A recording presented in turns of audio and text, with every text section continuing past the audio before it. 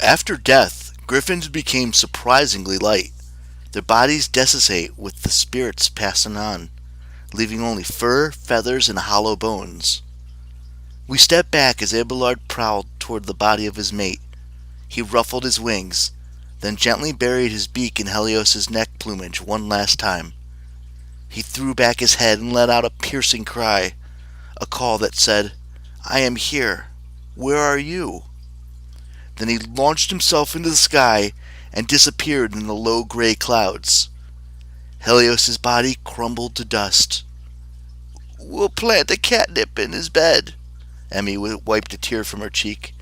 "Helios loved catnip." Calypso dried her eyes on her sleeve.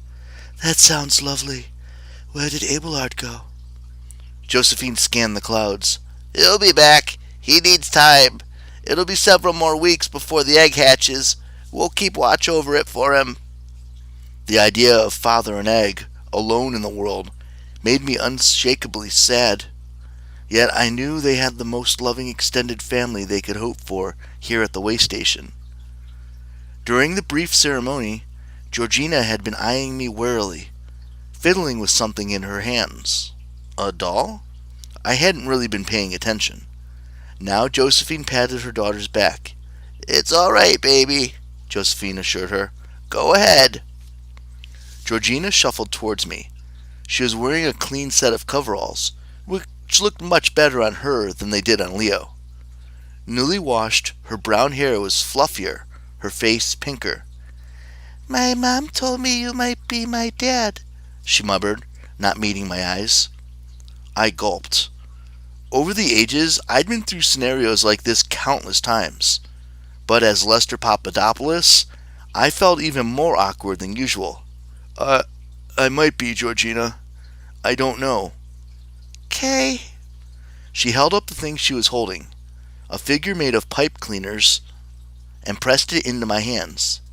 "Made this for you. You can take it when you go away." I examined the doll. It wasn't much, a sort of gingerbread man silhouette of wire and rainbow fuzz, with a few beard whiskers stuck in the joints. Wait. Oh dear. This was the same little doll that had been smashed against Commodius's face. I suppose it must have fallen out of his beard when he charged towards the window.